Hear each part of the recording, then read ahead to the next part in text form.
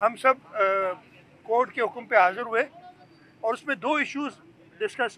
Issue एक था जो गुज्जर, महमूदाबाद और औरंगी नाले के डिस्प्लेस्ड पर्सन्स थे, उनके बारे में थी बात।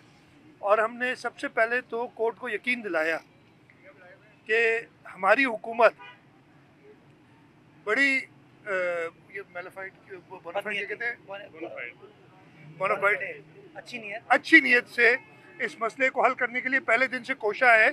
हम तो कम से कम हमारी पार्टी का ये नस्बुल है कि लोगों को डिस्प्लेस नहीं करना चाहिए। और आपको पता ही है, मैंने कोर्ट को ये भी बताया कि मुझे अपनी लीडरशिप से कभी नाराज़गी होती तो इसी बात की होती कि लोगों के घर से छत न छीने।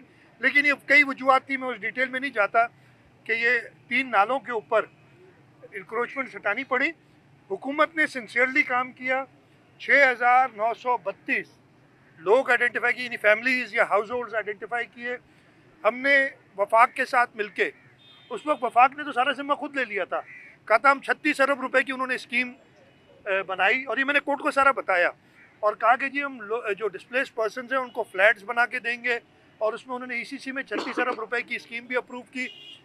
लेकिन बाद में वो खुद ही एज यूजुअल यू टर्न लिया और मैंने ये कोर्ट को भी बताया कि यू टर्न लिया उन्होंने और कहा हम नहीं करते, अब हुकूमत सिंध करे।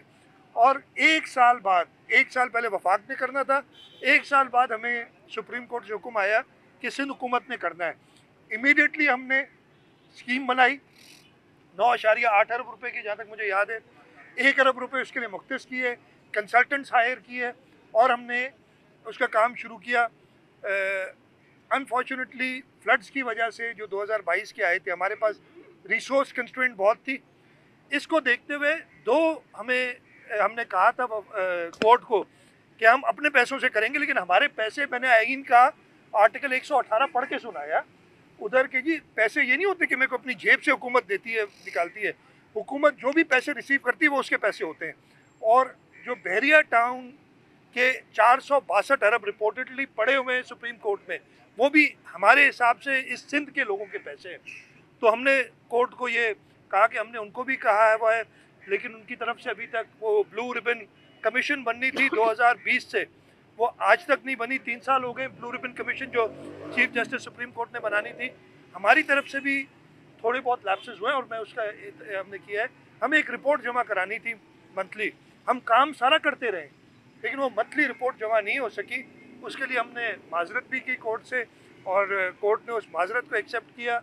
उन्होंने जो कंटेम्प्ट एप्लीकेशन तो अभी तक है, मेरी हाज़िरी को जो उन्होंने एग्जेम्प्ट किया है कोर्ट में आने से दोबारा, जब तक वो दोबारा ना बुलाएं, मैं जब बुलाएंगे आ जाऊंगा।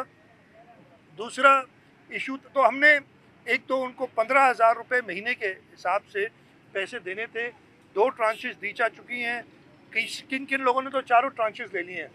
जो रह गए हैं वो हमने यकीन दिलाया है कि हम 1 महीने के अंदर, वो पैसे भी हमें वफाक से आने थे और उसमें भी 1 अरब बाकी है, तो 2.5 अरब के करीब बनते हैं टोटल पैसे।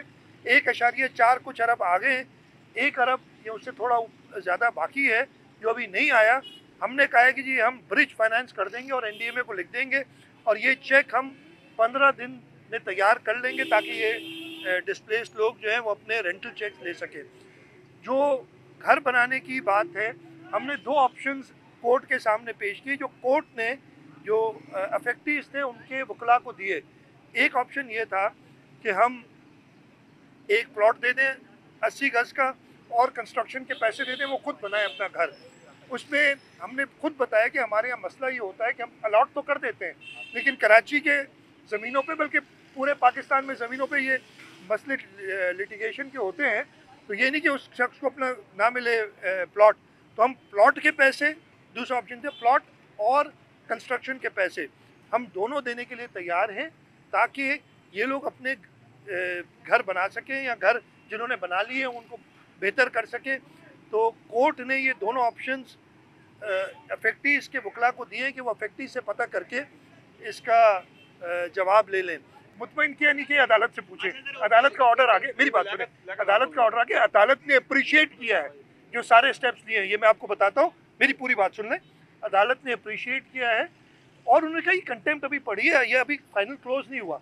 मैं हाजिर हूँ जी कोर्ट के लिए, कोई इसमें अगर मुझे सुप्रीम कोर्ट बुलाती है तो मुझे कोई एतराज़ नहीं होता इस पर। हमारी सिंध हुकूमत की और पाकिस्तान पीपल्स पार्टी की गवर्नमेंट किसी के घर से छत नहीं छीनना चाहती, चाहे वो और जगह पे भी है ना। हमने सक्खर में भी जो डिस्प्लेस लोग थे उनको जगह दी है, ठीक है, कराची में भी दे रहे हैं। इस वक्त फ्लड्स में जो लोगों की घर तबाह है उनको भी, हम कभी भी किसी के घर से छत नहीं छीनना चाहते। इसमें चाहे वो इंक्रोचर सही को इंक्रोचमेंट को जस्टिफाई नहीं कर रहा हूँ, लेकिन किसी के घर से छत छीनना, उसमें हमारे अपने व्यूज़ हैं पार्टी के। अगर आप वो कागजात पढ़ लें तो शुरू के कागजात में है, जब प्राइम मिनिस्टर उस ज़माने के आए थे उन्होंने 1.1 ट्रिलियन का पैकेज दिया और उन्होंने कहा कि इन सब डिस्प्लेसीज के लिए हम नेशनल पत्नी हाउसिंग अथॉरिटी की तरफ से, नया पाकिस्तान हाउसिंग अथॉरिटी की तरफ से घर बना के देंगे। 1 साल तक वो कहते रहे और 1 साल बाद वो मिनट्स मौजूद हैं उनके, एक वफाकी वजीर मीटिंग में कहते हैं घर तो हम बनाएंगे, फ्री नहीं देंगे। ये हमने कब का फ्री देंगे, तो ये मिनट्स मौजूद है, ये इसमें कोई छुपी हुई बात नहीं है वो। लेकिन उनके यू टर्न तो मशहूर है।